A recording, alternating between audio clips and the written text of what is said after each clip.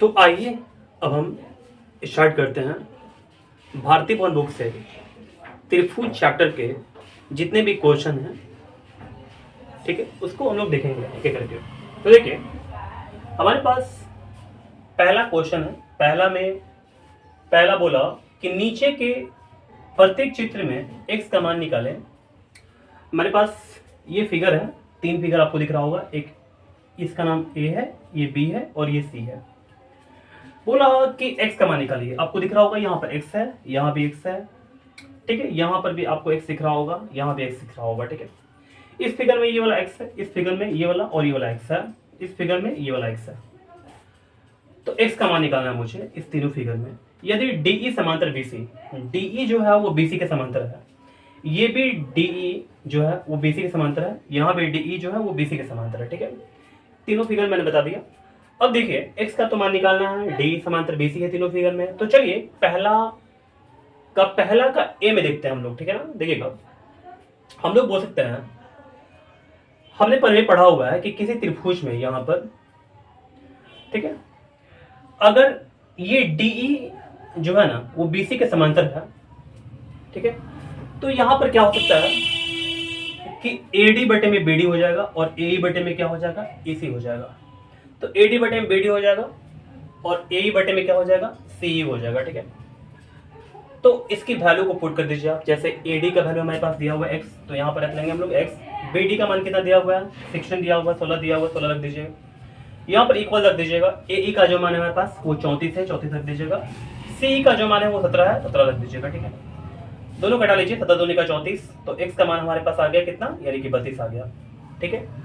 ऐसे करके हम लोग इसको भी निकालेंगे। देखिए इसमें क्या दिया हुआ है, जो AC का मान है ना, पूरा AC का मान जो है हमारे पास वो 21 दिया हुआ है, AE का जो मान है वो 9 दिया हुआ है, ठीक है। यानी कि पूरा जो AC का मान है वो 21, AE का जो मान है वो 9 दिया हुआ है। CE का मान निकालना है हमको।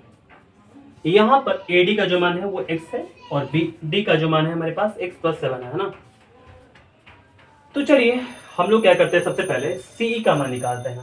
देखिए हमने लिख दिया त्रिभुज ABC में, ये त्रिभुज ABC है।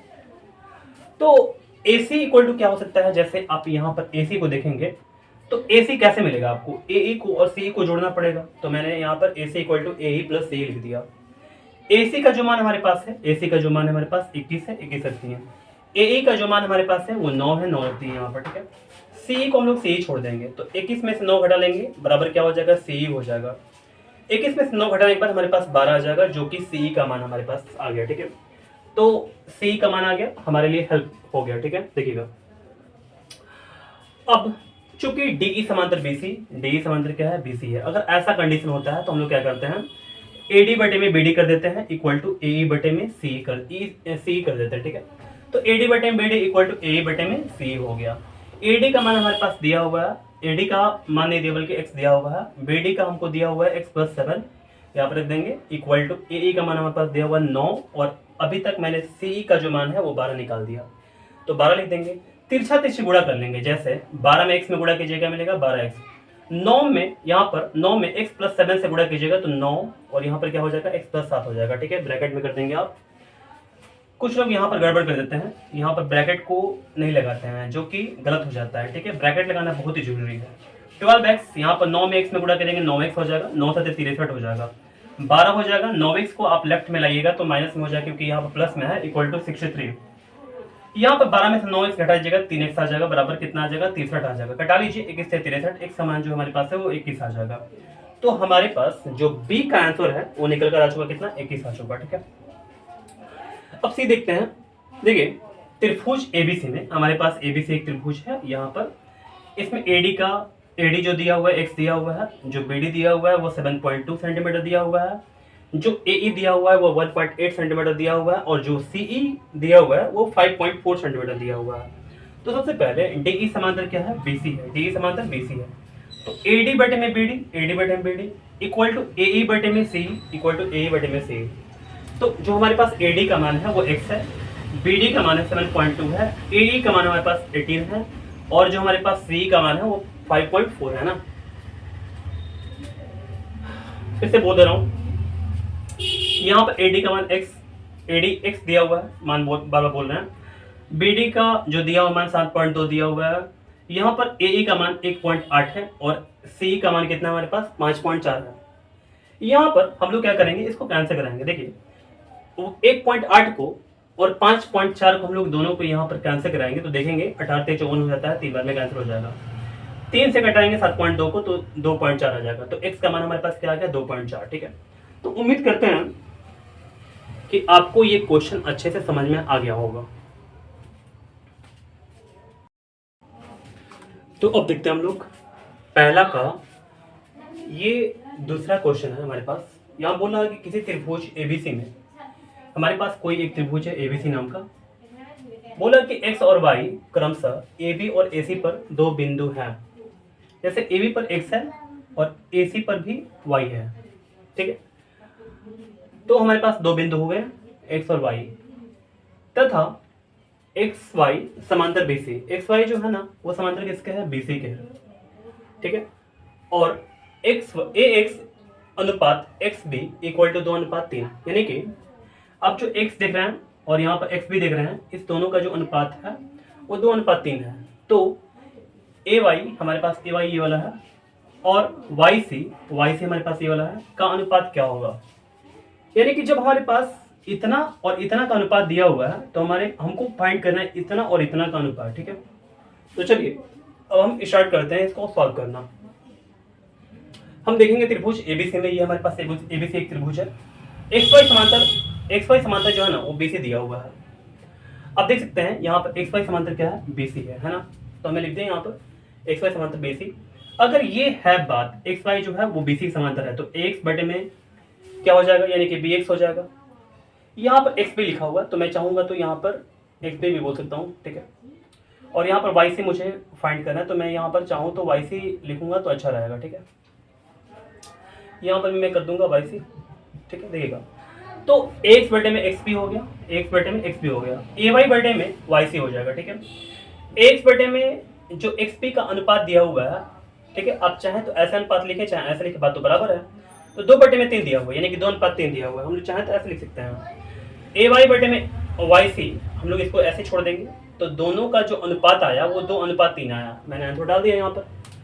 अब देखते हैं तीसरा नंबर।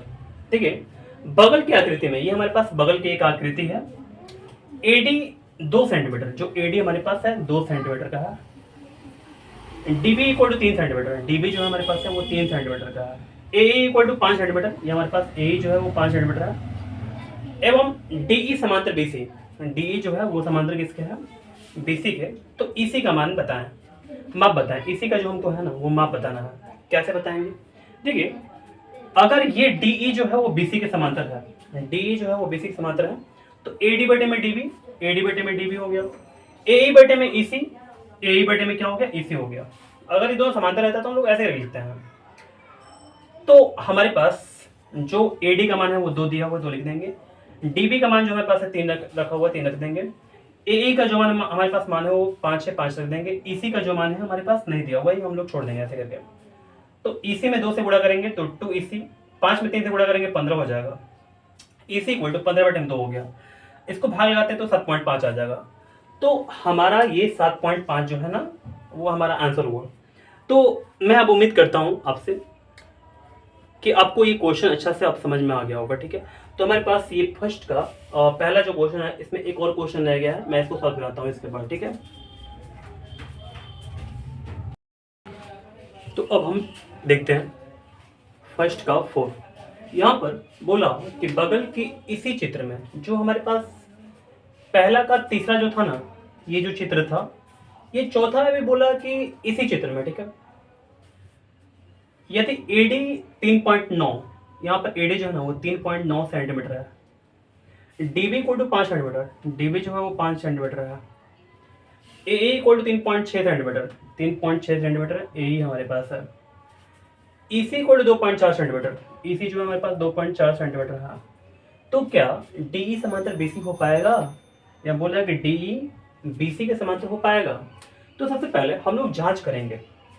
अगर ये दोनों समांतर होता है तो ये बटे में ये और ये बटे में ये होना चाहिए। हाँ, तो एक काम करते हैं, पहले हम लोग दोनों को इसका अनुपात और फिर इसका अनुपात दोनों को इक्वल करके देखते हैं क्या होता है। तो AD बटे में DB, AD बटे में DB इक्वल टू AE बटे में EC, इक्वल टू क्या हो जाएगा यहाँ पर AE बटे में EC हो गया। ठीक है, हमारे पास जो कुछ मान दिया हुआ उसको हम लोग पुट करेंगे। जैसे AD का मान हमारे पास 3.9 है, रख देंगे। DB का जो मान हमारे पास 5 है, 5 रख देंगे। पॉइंट को हटाएंगे और नीचे 10 आ जाएगा। बराबर यहाँ पर हो गया AE का मान 3.6 है और EC का मान हमारे पास 2.4 है। पॉइंट को हटाएंगे नीचे 10 आ जाएगा, इस पॉइंट को हटाएंगे ऊपर 10 आ जाएगा। तो अब चाहे तो यहाँ पर कटा भी सकते हैं, लेकिन मैंने थोड़ा सा नहीं कटा पाया। ठीक है ना, तो हम नीचे कटा देंगे।